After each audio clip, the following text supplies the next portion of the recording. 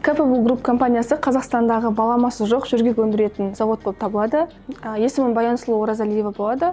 Capable Group компаниясының негізін қалаушы және де генеральный директор боламын. Қазіргі таңда біз жүргек өндірісімен және де басқа да бытовая химия, влажный салфетканы шығарып жатырмыз.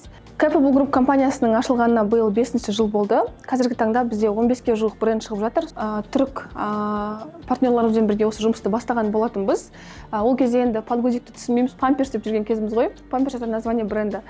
Сөйтіп түсінбей жүрген кезіміз, жалпы 1-2 жылдай ол кісілермен жұмыс жасадық, системаны түсіндік, ары қарай бізге уже новый бірдеңе керек болды, жаңадан бір технология енгізу керек болып, біз Қытай серіктестерімізбен жұмысты бастадық. Қазіргі таңда компания толық 100% өзіміздікі, тек қана біз шикізатты басқа елдерден алып отырамыз. Біздің компаниямызда қазір 2 түрлі технологиямен жасаймыз. Біріншісі европейский стандарт, екіншісі японская технология, яғни жапондық технология, новый деп айтамыз өзіміз. Сол себепті де біздің баламасы жоқ завод деп айтамыз өзімізді. Жалпы СНГ бойынша жапондық технологиямен шығарылатын завод біз ғанамыз. Жапондық технологияда 2 линия тұр, яғни ол линиямызда минутына 1000-ға жуық, ал екінші европалық стандарттық линиямызда 500-ге жуық жүргек 1 минутына шығып отыр.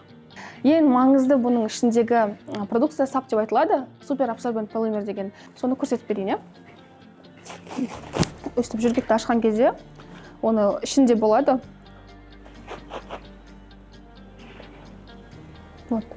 Бұның 1 граммы өзінен 50 есе көп суды сіңіреді. Кез келген кәсіпті бастаған кезде қиындықсыз болмайды. Біз онdan да бір қиындық проблема деп айтпаймыз, опыт деп айтсам болады. Біз түріктермен бастаған кезде шикізатты мүлдем түсінбейтінбіз. Жаңа 17 материалдың аттарын да білмейміз, қанша грамм қосылады білмейміз. Сол кісілерден алып үйреніп жүргенбіз ғой. Ол кісілер бізге енді бірден-бір себеп ол кісілермен жұмыс жасамауымыздың, жұмыс тоқтатуымыздың.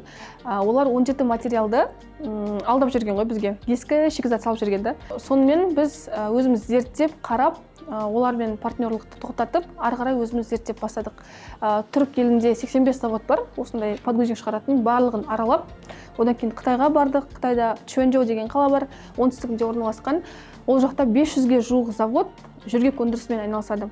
Сол заводтардың енді бір 10%-ын араладық. Солармен қазір жұмыста жасаймыз, біз олардан шикізат аламыз дегенде ғой. Солай қазір жүргектің түріне қарап, қанша сіңіреді, қандай жүргек, не қосылған айтып беретін бір деңгейге жеттік деп айтсам болады.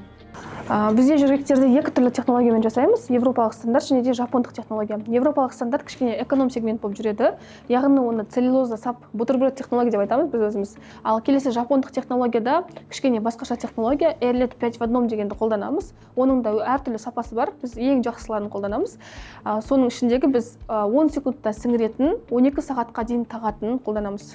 Қазіргі таңда біздің заводымызда 15-ге жуық бренд шығып жатыр. Оның ішінде Алтын бала деген өзіміздің брендіміз.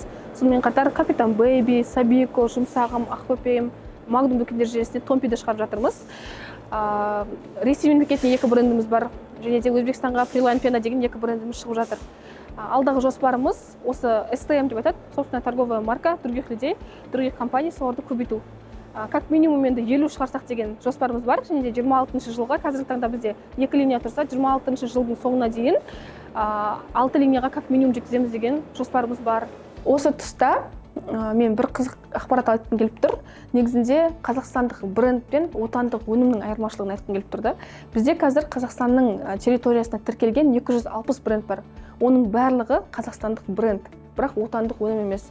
Біз осы жерде кішкене ара-жігін ажыратып алу керекпіз да. Яғни отандық өнім деген Қазақстанның аумағында өндірілетін өнім, отандық өнім болып саналады. Ал қазақстандық бренд, ол бренд қазақстандық болғанымен шет елдерден шығуы мүмкін, басқа елден шығуы мүмкін. Мен бағана атап өткен жүргектердің барлығы біздің отандық жүргектер осы елімізде шығып жатыр. Естіген болсаңыздар, біз жақында фест өткіздік, ұлттық өндіріс фест деп, яғни оның мақсаты заводты таныстыру болды. Бізде көп деген қазақстандық азаматтар, кәсіпкерлер қазіргі таңда Қытайға барып, өте қымбат бағаға шығарып ұрынып жатыр да, былайша айтқан кезде. Оны көбісі түсінбейді. Қазіргі бізде шығып жатқан жүргектердің бір 20% Қытайда шығарған басында. Сосын барып бізге келіп, қазір бізбен жұмыс жасауда. Себебі бізбен жұмыс жасау тиімді. Оның бірнеше факторын айтып кететін болсам, ең бірінші логистика, одан кейін барып НДС пошлинасын төлеген кезде Қытай, яғни PRC дейді ғой, People Republic of Chinaдан кіргізетін өнімнің бағасы 40%-ға өсетті.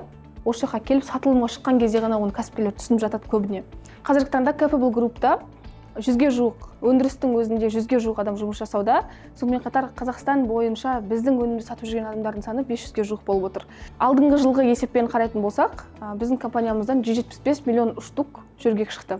Негізі производство бар екенін көбісі біледі екен да, бірақ ойлайды екен, мен тек қана алтын баланы шығарады екен деп, и конкурент көреді екен бізді. Менің айтарым, ешқандай конкурент көрмесін. Келіңіздер, керісінше біз ашықпыз. Кез келген Қытайдың шығарып беретін жөргегін как минимум 20%-ке арзан қылып шығарып бере аламыз.